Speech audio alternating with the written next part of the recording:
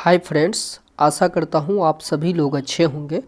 तो फिर से मैं UP TET, S TET, C TET आपके बीच क्वेश्चन लाया हूँ और ये बाल विकास सीडीपी से क्वेश्चन है। तो आइए देखिए, अग्रिम 10वां नंबर क्वेश्चन है। अग्रिम व्यवस्थापक प्रतिमान किस परिवार से संबंधित है? 4 ऑप्शन है। व्यक्तिक, सामाजिक अंतःक्रिया, सूचना प्रक्रियाकरण या व्यवहार परिमार्जन। तो राइट आंसर है आपका सूचना प्रक्रियाकरण। देखिए, चारों ऑप्शन को पढ़ना महत्वपूर्ण है। पढ़ने से ही आप डिसाइड कर पाएंगे कि राइट आंसर क्या है। एग्ज़ाम में तो आपको ये सॉल्यूशन के साथ में नहीं पूछा जाएगा, तो इसीलिए इस वीडियो के माध्यम से आपको मैं सॉल्यूशन के साथ में अच्छा से टॉपिक कॉन्सेप्ट क्लियर करते जाऊंगा। तो देखिए, इसका अग्रिम व्यवस्थापक प्रतिमान किस परिवार से संबंधित है? तो राइट आंसर आपका सूचना प्रक्रियाकरण है। देखिए, ब्रूस आर जोयस तथा मार्सवेल ने अपनी पुस्तक मॉडल्स ऑफ टीचिंग में शिक्षण प्रतिमानों को 4 भागों में बांटा है।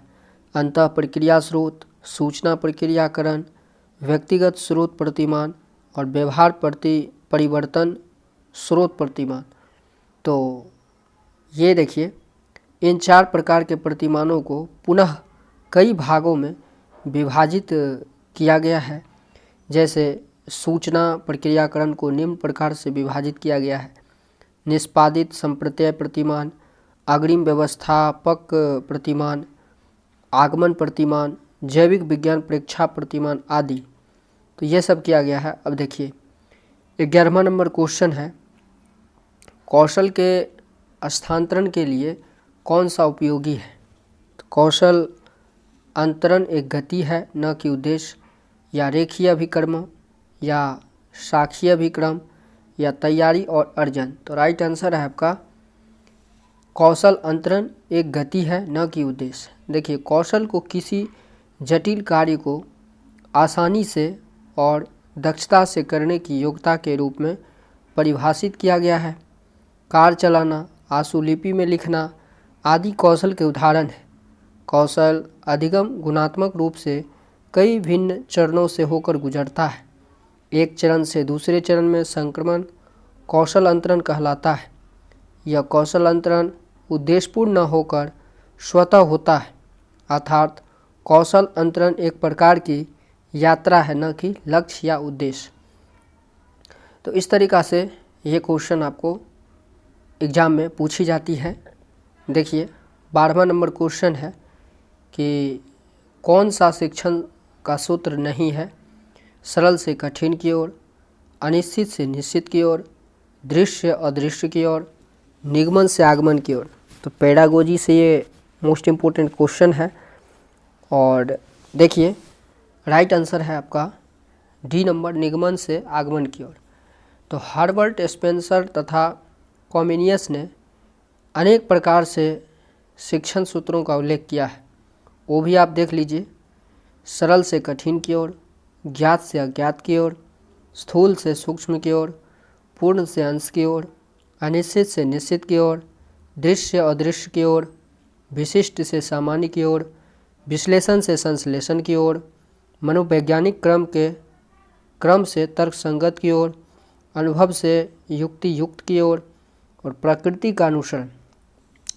तो देखिए, कहने का मतलब ये है कि ये जो क्वेश्चन है काफ़ी मोस्ट इम्पोर्टेंट क्वेश्चन है और इसी टाइप से सीटेट क्वेश्चन बनाती है। और मैं कह दूं कि ये जो क्वेश्चन मैं बता रहा हूँ, टाइम तो लगेगा, तो आप समय नहीं देंगे तो समझेंगे कैसे।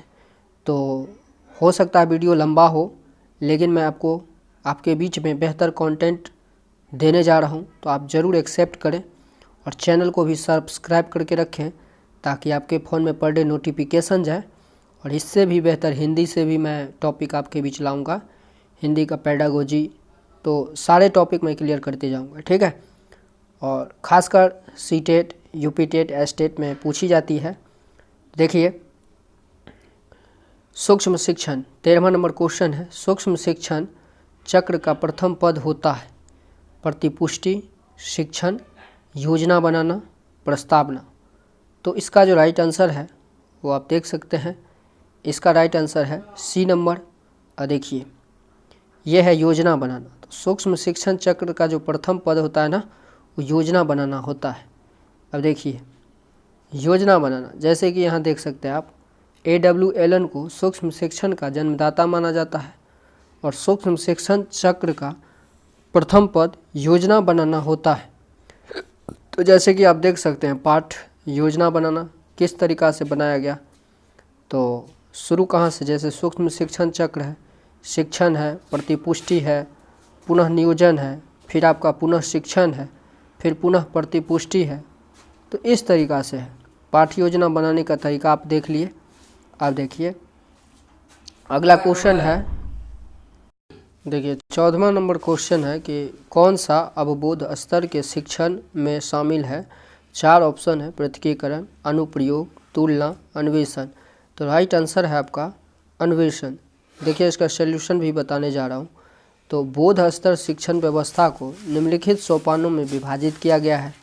अन्वेषण, प्रस्तुतिकरण, आत्मीकरण अथवा परिपाक, वर्णन अथवा अभिव्यक्तिकरण। देखिए अगला क्वेश्चन है कि शैक्षिक सुधारों में प्रभावी विकेंद्रीकरण तभी संभव होगा। तो राइट आंसर है जब खंड व संकुल संदर्भ केंद्रों की भागीदारी बढ़े, या स्थानीय संदर्भ व्यक्ति उपलब्ध हो, या अध्यापकों के पास संसाधन और प्रासंगिक सामग्री भी मौजूद हो। तो सही उत्तर में जैसे कि A और C सही है, या A और B सही है, या B और C सही है, या A, B और C सही है।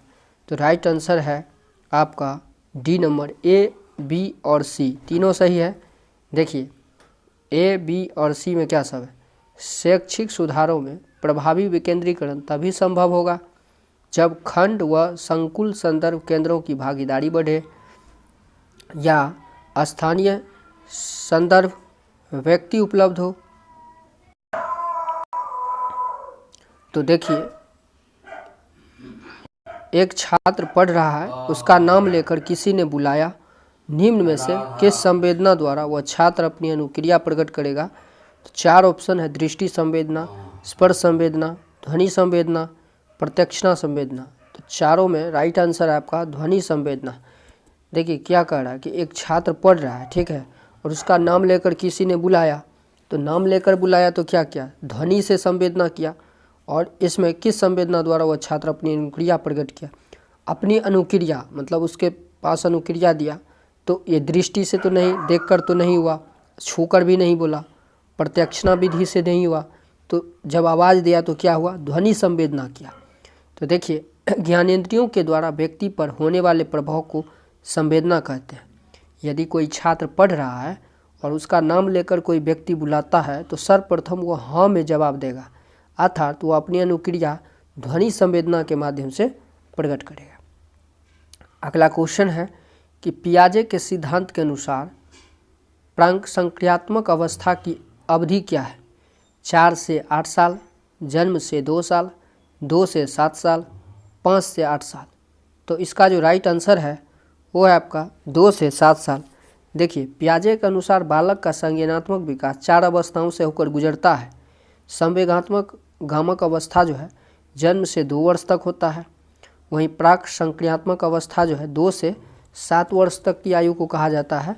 और मूर्त संक्रियात्मक अवस्था जो है ये 7 वर्ष से लेकर 11 वर्ष तक होता है।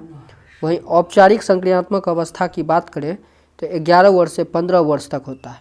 और इस प्रकार प्राक संक्रियात्मक अवस्था 2 वर्ष से 7 वर्ष तक की होती है। तो पियाजे के सिद्धांत के अनुसार प्राक संक्रियात्मक अवस्था की अवधि क्या है वो समझ गए होंगे, 2 से 7 साल। ठीक है, क्वेश्चन को आप ध्यान से देखिए और सुनने का प्रयास करिए। जब ध्यान से सुनेंगे तो समझ में भी आएगा। ठीक है, और इस टाइप से और भी वीडियो पाना चाहते हैं तो चैनल को सब्सक्राइब करके रखिए, क्योंकि कंटेंट यहाँ जो मिलेगा ना वो कहीं नहीं मिलेगा। मैं आपको दावे के साथ कह सकता हूँ कि जो क्वेश्चन मैं बता रहा हूँ ना वो क्वेश्चन आपको कहीं देखने को जल्दी नहीं मिलेगा। ठीक है, ऐसा नहीं है मिलेगा नहीं, मैं कह सकता हूँ कि मिलेगा, क्योंकि दुनिया में कई ऐसे इंसान हैं जो इससे भी हमसे भी बेहतर काम किए हैं, कर चुके हैं और कर रहे हैं। ठीक है, फिर भी आपको जो ज़रूरी है वो तो करना पड़ेगा, देखना पड़ेगा, इसीलिए फॉलो करिए। देखिए अगला क्वेश्चन 18 नंबर, कौन सी बाद की बाल्य अवस्था के बौद्धिक विकास की विशेषता नहीं है। तो नहीं है तो नेगेटिव वाली बात हो रही है। भविष्य की योजना की सूझबूझ, या विज्ञान की काल्पनिक कथाओं में अधिक रुचि, या बढ़ती हुई तार्किक शक्ति, या काल्पनिक भयों का अंत। तो राइट आंसर है आपका भविष्य की योजना की सूझबूझ। देखिए, भविष्य की योजना की सूझबूझ बाल्यावस्था के बाद की अवस्था अर्थात किशोरावस्था की बौद्धिक विशेषता नहीं है, क्योंकि किशोरावस्था में बालक अपने भविष्य की योजनाओं के प्रति चिंतित रहता है, जिसके कारण वह तनाव में रहता है, न कि वह अपने भविष्य की योजनाओं के प्रति सूझबूझ प्रदर्शित करता है। यह विशेषता सामान्यतः प्रौढ़ावस्था की ही हो सकती है। तो ये रहा 18 नंबर क्वेश्चन। और मैं चाहता हूँ कि ज़्यादा कंटेंट लंबा ना हो। वीडियो लंबा बनेगी तो आप लोग बोर हो जाएंगे और आगे पढ़ने का मन नहीं करेगा। तो इसीलिए मैं चाहता हूँ कि बस यहीं तक, आगे की वीडियो फिर मैं आपके बीच लाऊंगा। मैं चाहूँ तो मैराथन क्लास भी कर सकता हूँ, लेकिन आप बोर हो जाएंगे। तो इससे अच्छा है बस इतना ही क्वेश्चन समझिए, और इससे आगे फिर मैं बताऊंगा। तो आप देख सकते हैं कंटेंट आपके बीच है, कहीं बाहर नहीं है। वीडियो देखने के लिए आपका बहुत बहुत धन्यवाद।